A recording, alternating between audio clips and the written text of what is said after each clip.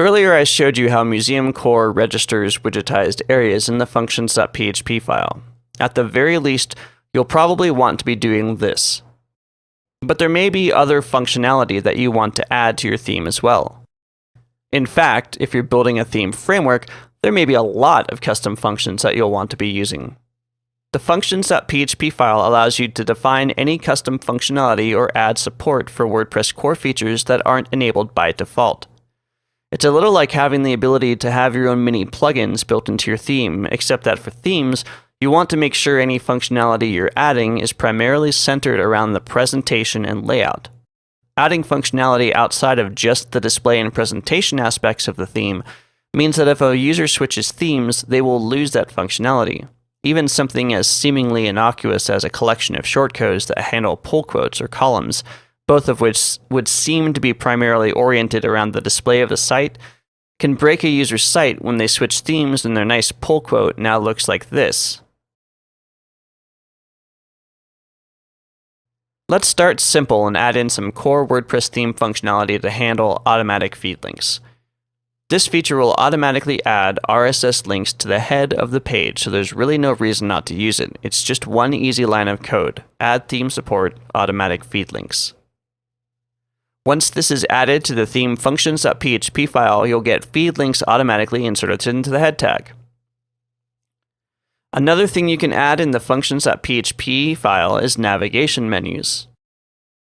While nav menus are really a display thing and handled when you use the WP nav menu function, which you saw earlier in the header.php and footer.php, you need to add support for custom menus in the functions.php. You need to first add some code in the functions.php file to add the functionality, and then add the menus to the header or footer, or wherever you're going to put menus. If I wanted to add support for two menus, one in the header and one in the footer, it might look like this.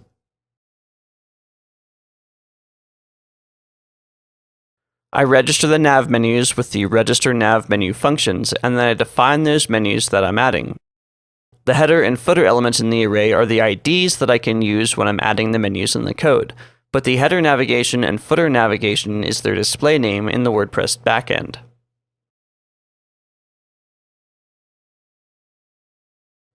I've got my nav menu registered, now I need to add them wherever they're going to appear on the page. To do this, I need to use WP nav menu. WP nav menu has a number of parameters. Foremost among those that I will need to use is the theme location option, which defines which menu to place where. In the example I just showed, this is the header and footer labels in the register nav menus array. You can also specify the type of container, the class or ID, and whether it should fall back to a default page list if the menus haven't been added. I tend to avoid the fallback because if a user doesn't set up their menu, it may appear broken or display links that they don't want and don't know how to get rid of. I prefer instead to use a menu if it's defined by the user and not at all if it isn't. Here's the code for the top nav menu in Museum Core. When this is rendered on a page, the markup looks like this. If you put the two side by side, you can see where my parameters define how the nav menu is displayed. The next thing you might want to add support for is post thumbnails. Post thumbnails in WordPress allow the user to define a featured image for each post. When this feature is present in the theme, it allows you to build a new style layout with a thumbnail with each post. Remember you saw in the index.php that I was displaying post thumbnails next to the post excerpt if there was one. But if the theme didn't support post thumbnails in the functions.php, no post thumbnail would display. Basic post thumbnail support is just as easy as the nav menus. But you can get pretty complex and add your own custom thumbnail sizes if you want. First, we need to register the feature. In this case, we do it with the add theme support function. Add theme support post thumbnails. To define new post thumbnail sizes and use those in your templates, you'll need to use the add image size function. This function takes 4 parameters: a name to give the thumbnail size so you can reference it later, the height and width, and whether to hard crop the image, which means it will be cropped to the height and width dimensions even if that means it will cut out part of the image, or to do a proportional crop, which means the dimensions of the original image will be retained when the image is resized. This is a Boolean value, true for hard crop and false for proportional. If I wanted to add a new image size to use in a slider, I might do that like this. Here I'm using a name, slider, and setting the dimensions to 740 pixels wide and 250 pixels high. If an image is outside those dimensions, for example it's taller than it is wide, we're going to crop out the difference to make it fit.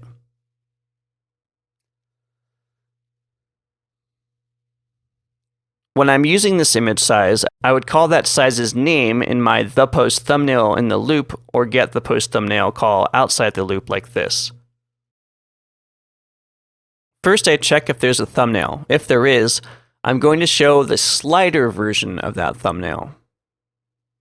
You can use the built-in post thumbnail sizes, which use whatever dimensions are defined on the media settings page in the WordPress dashboard.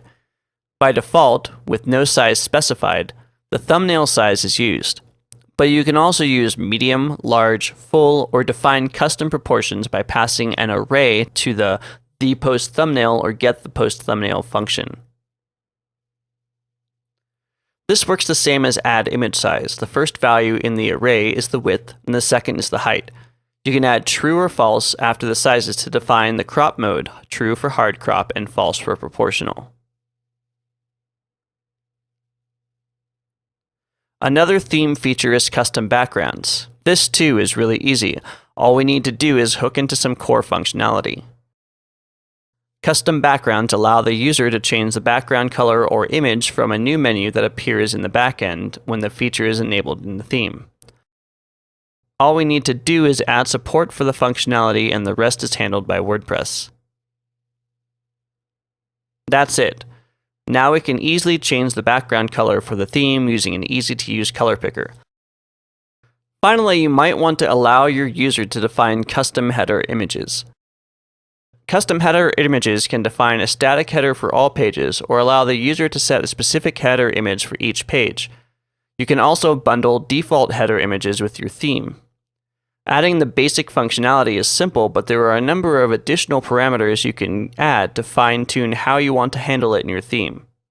Right now, I just want to leave most of the settings at the defaults, but I'm going to add flexible heights for the custom header images, so while the width will be hard-coded, the height can be whatever the user sets, giving them more flexibility over the design of their site and their custom headers. To do this, we'll set some initial arguments.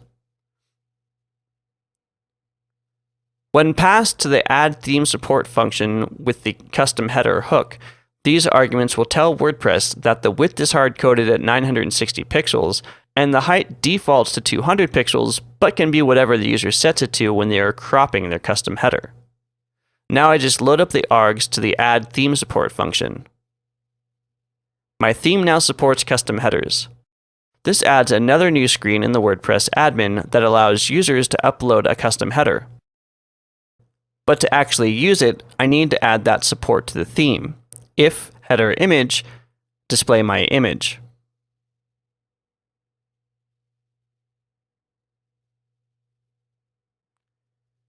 The functions.php can also be used to change core WordPress functionality or plugin functionality, provided there are hooks you can use. Let's say you wanted to change the output of the Read More link. You can do that using the WordPress Excerpt More filter. Filters are used to change the output of something. In this case, what I'm changing is the Read More content. This is passed in the More variable. Here I'm completely replacing that content with something else. I'm returning a string with a ... a space, and then Read More in parentheses linked to the full post. You can also use filters to add content to what's already there. You just need to pass that variable, in this case the More variable, along with whatever you're adding to that string. It wouldn't make sense here, but it would make sense if you wanted to use a filter to add some sharing links under the post. Another thing the functions.php is used for is enqueuing JavaScript or CSS with WP-enqueue scripts and WP-enqueue style. For scripts, this is required. If you forget to enqueue your JavaScript library with WP Enqueue script, and it's one that WordPress is bundled with like jQuery or prototype.js, that script may end up being loaded twice, possibly with conflicted versions, and could result in JavaScript errors. The benefit of using both these functions is that they are fed through WordPress, which means that if there is a minifying plugin installed, that can be used to make the size of the files smaller. The functions.php handles these functions because there really isn't any other good place to put them. You wouldn't add WP Enqueue script in your header.php. You could, but it's not really the place for it. And ideally, the template file should be mostly HTML code, at least as much as is feasible, so a newbie user who wants to get into theme development can look at it and get a pretty good idea of how things work by just staring at the code. I use WP Enqueue style to load my theme CSS file. This reduces the amount of code in my header.php and ensures that, as long as my header has WP head in it, my CSS will load. Another plugin can come along and filter CSS that was added with WP Enqueue style to minify the CSS on output. That wouldn't be as easy if I was manually adding a style tag. You don't have to put all your functions in one place. You can also include additional files from your functions.php if you want to break your code into smaller chunks. But if you're adding any custom functions, which you probably will be to one degree or other, you'll need to at least start with a functions.php file.